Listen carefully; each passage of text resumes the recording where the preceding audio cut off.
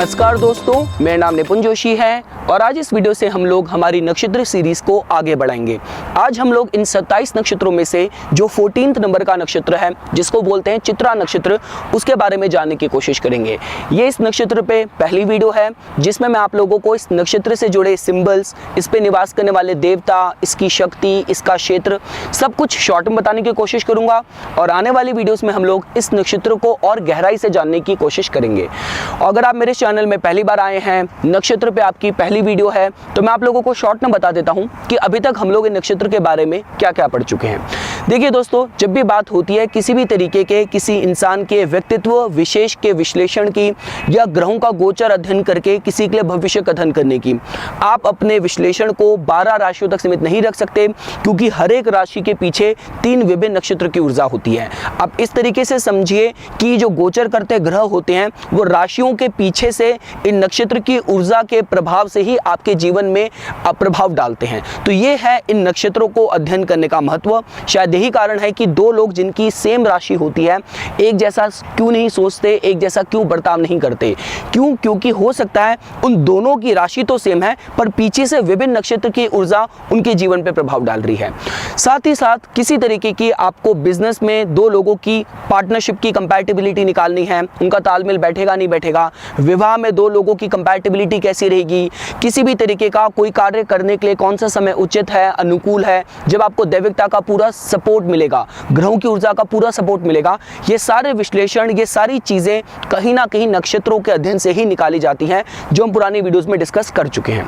अब हम लोग करते हैं आज के फ्रेश टॉपिक पे अपना डिस्कशन स्टार्ट, जो कि है इस चित्रा नक्षत्र पे। तो देखिए दोस्तों, जो पहली चीज होती है वो ये है कि इसका ज़ोडिक स्पेस क्या है। तो इसका ज़ोडिक स्पेस है, ये दो राशियों में इक्वली स्प्रेड है। देखिए, इसका क्षेत्र शुरू होता है कन्या राशि के 23 डिग्री 20 मिनट से लेके आपका तुला राशि के 6 डिग्री 40 मिनट तक। तो आप इस तरीके से देख सकते हैं कि जो इसके दो पदार्थ हैं वो आते हैं कन्या राशि के समापन के क्षेत्र में और दो चरण इसके आते हैं तुला राशि के शुरुआत के क्षेत्र में। जब बात की जाए दोस्तों कि इसका एस्ट्रोनॉमी में या आप मॉडर्न साइंस में या खगोल विज्ञान में आप इसका तालमेल बैठता कैसा देख सकते हैं, तो ये कुछ उन नक्षत्रों में से है जिसका रिप्रेजेंटेशन सिर्फ एक स्टार से करा जाता है। अब आप सोचिए कि इसकी जो पावर होगी स्टार की मॉडर्न एस्ट्रोनॉमी में कितनी स्ट्रांग होगी, जो एक ही स्टार से इसकी चित्रा के की ऊर्जा को रिप्रेजेंट कर रहा है। तो उस स्टार का नाम है स्पाइका। तो स्पाइका, ये जिसको इस नाम से भी जाना जाता है अल्फा वर्जिनिस। तो जो हमारे मॉडर्न साइंस में जिसको हम स्पाइका के नाम से जानते हैं, वही हमारे अध्यात्म में या हमारे ज्योतिष विज्ञान में उसको चित्रा नक्षत्र के नाम से जानते हैं। जब बात की जाती है इसकी प्लैनेटरी रूलरशिप, तो इसका स्वामित्व जाता है मंगल ग्रह के पास। अब आप इस तरीके से समझिए, जैसा कि मैंने आप लोगों को बताया कि इसके जो 2 चरण हैं वो आते हैं कन्या में और 2 चरण आते हैं तुला में। तो आप इस तरीके से देख सकते हैं कि जो मंगल की एनर्जी है, मंगल का जो डायनामिज्म है, वो कन्या के अंदर इस तरीके से व्यक्त हो रहा है कि जो होता है ना कि जो ऊर्जा, जो एनर्जी किसी डिटेल्स को लेके, जो लोग डिटेल्स को लेके बहुत ऑर्गेनाइज्ड होते हैं, जिनकी स्पीच बहुत अच्छी होती है, जिनकी लैंग्वेज, कम्युनिकेशन, टेक्नोलॉजी का पावर बहुत स्ट्रांग होता है, जिन लोगों का नॉलेज टेक्नोलॉजी का, तो आप इस तरीके से देख सकते हैं कि कन्या राशि में मंगल की ऊर्जा इस नक्षत्र की व्यक्त होती है। जिन लोगों की बहुत अच्छी वाक शक्ति होती है, टेक्नोलॉजी का बहुत स्ट्रांग नॉलेज होता है और बहुत डिटेल ओरिएंटेड होते हैं, एक एक सूक्ष्म डिटेल पे भी बहुत ध्यान देते हैं। और जब हम तुला की बात करते हैं तो तुला पे मंगल ग्रह की इस चित्रा नक्षत्र के माध्यम से जो ऊर्जा व्यक्त हो रही है वो जो बहुत ही लव, रिलेशनशिप के द्वारा, प्यार के माध्यम के द्वारा व्यक्त हो रही है। देखिए, आप इस तरीके से समझिए, हस्ता में हमने अपने हाथ से स्ट्रक्चर को, ढांचे को हमने डेवलप करा था। अब जो फाइनल एम्बलिशमेंट है, जो इसमें फाइनल डेकोरेशन होनी है, जो उसकी फाइनल डिटेलिंग होनी है, वो इस चित्रा नक्षत्र में होने वाली है। तो ये हो गया दोस्तों कि इसका जो स्वामित्व है वो जाता है मंगल ग्रह के पास। इसकी पावर या इसकी शक्ति की बात की जाए तो इसकी शक्ति है पुण्य छानी शक्ति। पुण्य छानी शक्ति का मतलब ये होता है कि जिस नक्षत्र के अंदर ये सामर्थ्य है, ये शक्ति है कि to give you the merit, मतलब कहते हैं ना कि एक श्रेष्ठ योग्यता प्राप्त करना अपने सही कार्यों के द्वारा, to power to gain merit through righteous action. तो समाज में आप अच्छे कार्यों के द्वारा श्रेष्ठता प्राप्त करें, योग्यता प्राप्त करें, आप अपनी फील्ड में प्रवीण हो, निपुण हो, तो ये है जो शक्ति इस नक्षत्र की पुण्यछानी शक्ति। जब बात की जाए कि इसके नाम से आपको क्या पता चलता है, तो देखिए अगर आपको सिर्फ नाम से पता लगाना हो तो चित्रा से हम ये समझ सकते हैं कि जो बहुत सुंदर है, जो बहुत ही आकर्षण लिए हुए है, जिसके अंदर सौंदर्य शास्त्र का बहुत नॉलेज है, बहुत ग्लिटरिंग, बहुत चमक दमक लिए हुए हो, तो ये हमें सिर्फ चित्रा के नाम से ही पता चलता है। एक स्पार्क जिसे बोलते हैं, चमक जिसे बोलते हैं। अगर हमें समझना हो दोस्तों कि इसका सिंबल क्या है, अब एक एक करके मेन पॉइंट्स पर माना स्टार्ट करते हैं। देखिए जब इससे जुड़े चिन्हों की बात की जाए, क्योंकि सारे कीवर्ड्स जो मैं आप लोगों को एक्सप्लेन कर रहा हूँ बहुत ज़रूरी हैं, क्योंकि हर एक कीवर्ड कहीं ना कहीं इस नक्षत्र की ऊर्जा के बारे में, इसके स्वभाव के बारे में ही आपको बताने की कोशिश करेगा। तो इसका सिंबल है दोस्तों, पहला सिंबल है एक बहुत ही चमकता हुआ कोई गहना, जिसको बोलते हैं ब्राइट शाइनिंग ज्वेल। अब इससे आपको क्या पता चलता है, देखिए जब भी हम बात करते हैं ब्राइट शाइनिंग ज्वेल की, तो आप इनका एक साइंटिफिक तरीके से आप इनका महत्व जानने की कोशिश कीजिए।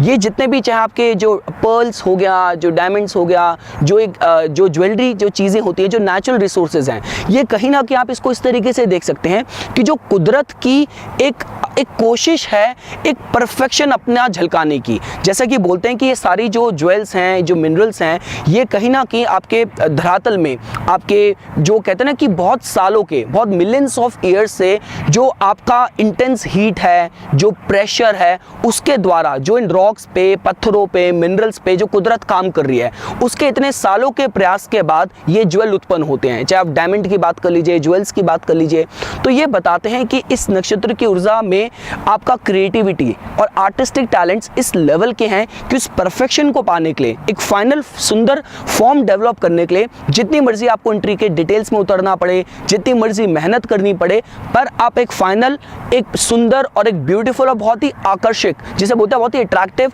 फॉर्म जब तक नहीं उत्पन्न होता, डेवलप होता, तब तक आप हार नहीं मानेंगे। तो आप ये देख सकते हैं इससे जुड़े पहले सिंबल के द्वारा, जो कि है एक बहुत ही चमकता सुंदर गहना।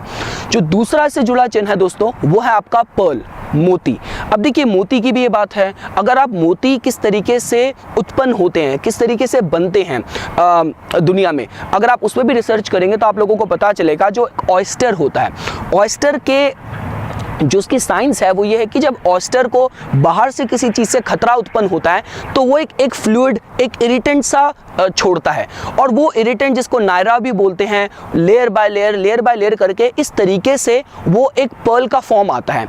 अब आप देखिए इससे आपको क्या पता चलता है, जो पर्ल्स हैं, ये जो आपके ऑयस्टर्स हैं, ये कहीं ना कहीं पानी की बहुत गहराई में पाए जाते हैं। तो आप इसको इस तरीके से देख सकते हैं कि इस नक्षत्र की ऊर्जा में वो शक्ति है, वो सामर्थ्य है कि स्पिरिचुअल डेप्थ में उतर जाए, मतलब अध्यात्म की बहुत ही गहराई में उतर के एक जो सत्य को प्राप्त करना, आत्मानुभूति प्राप्त करना, आभास होना सत्य का, वो सारी शक्ति सामर्थ्य भी कहीं ना कहीं इस नक्षत्र की ऊर्जा के अंदर है। देखिए दोस्तों, जब हम बात करते हैं किसी भी तरीके के स्पिरिचुअल प्रिंसिपल्स की, आध्यात्मिक सिद्धांतों की, तो एक दिव्य व्यक्तित्व जिसकी हम बात करते हैं वो सभी के अंदर है। चाहे किसी इंसान की शारीरिक, मानसिक, बौद्धिक स्तर किसी भी स्तर का हो, इंपॉर्टेंट है, महत्वपूर्ण ये है कि आपने कितना अपने को खगाला, कितना आपने उस तरफ, कितनी चर्निंग के थ्रू आप गुजरे उस सत्य को प्राप्त करने के लिए। पर दिव्य व्यक्तित्व बराबर ही होता है जो आपके मेरे सबके अंदर इक्वल लेवल पे है। तो वो अगर हम लोग बात करें तो उस लेवल की जो पोटेंशियल है, गहराई में उतरना अध्यात्म में, वो कहीं ना कहीं इस नक्षत्र की ऊर्जा के अंदर है।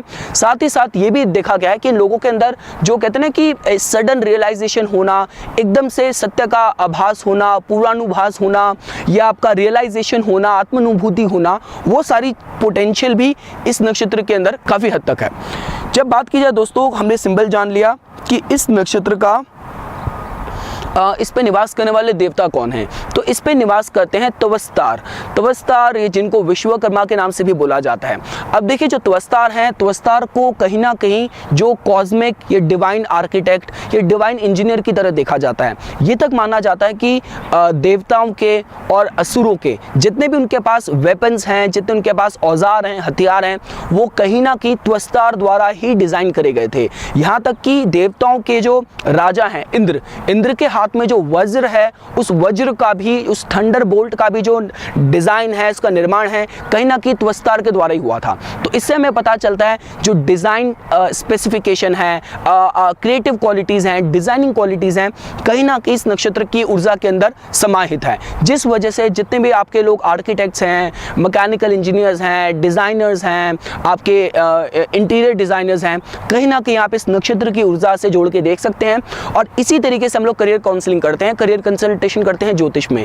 अगर किसी का 10th लॉर्ड बन के वह ग्रह सपोज कीजिए पंचम भाव में बैठा है, पंचम भाव ऑलरेडी आर्टिस्टिक क्रिएटिव टैलेंट्स का होता है, और वहां पे भी वो अगर चित्रा नक्षत्र में बैठा है तो इंसान कितना अच्छा डिजाइनर बन सकता है। अब उस इंसान ने अगर डिजाइनिंग छोड़ के कोई दूसरा ऑक्यूपेशन ले लिया तो शायद वो इतना सफल ना हो पाए। तो इस तरीके से proper professional and career consultation करी जाती है। तो मैंने आप लोगों को बता दिया त्वस्तार के स्वभाव के, नेचर के बारे में।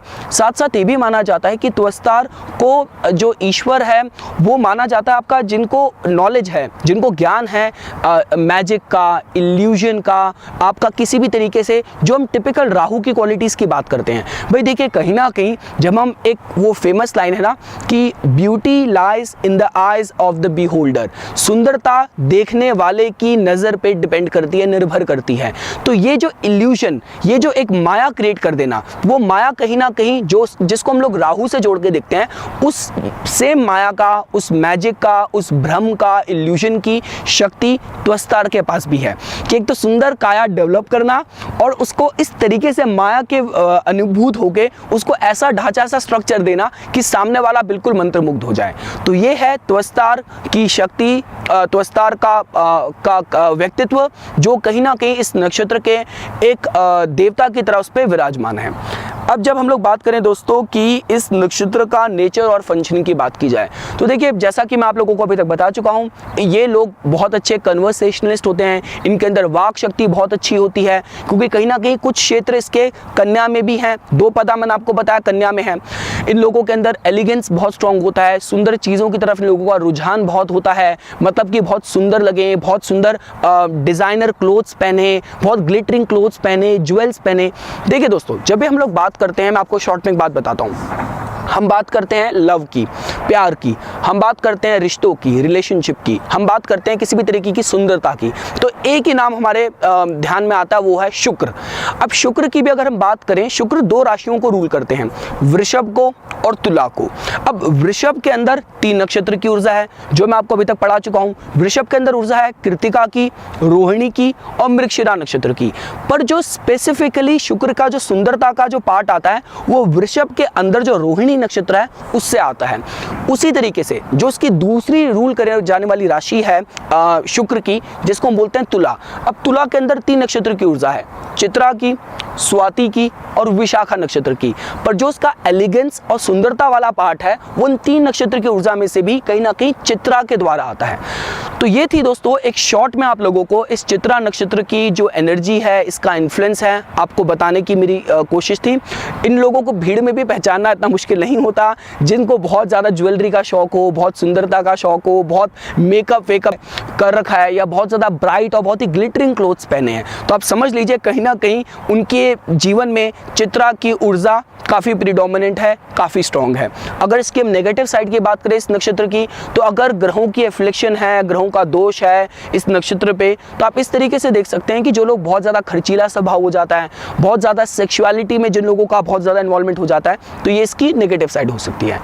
तो ये कुछ बातें थी दोस्तों जो आज मैं इस इंट्रोडक्शन वीडियो में चित्रा नक्षत्र पे आप लोगों को समझाना चाहता था। आने वाली वीडियोस में हम लोग इस नक्षत्र की और गहराई में उतरने की कोशिश करेंगे। तो इसी तरीके की वीडियोस की समय समय पर जानकारी प्राप्त करने के लिए कृपया करके मेरा यूट्यूब चैनल सब्सक्राइब कीजिए और मेरा फेसबुक पेज लाइक कीजिए। धन्यवाद।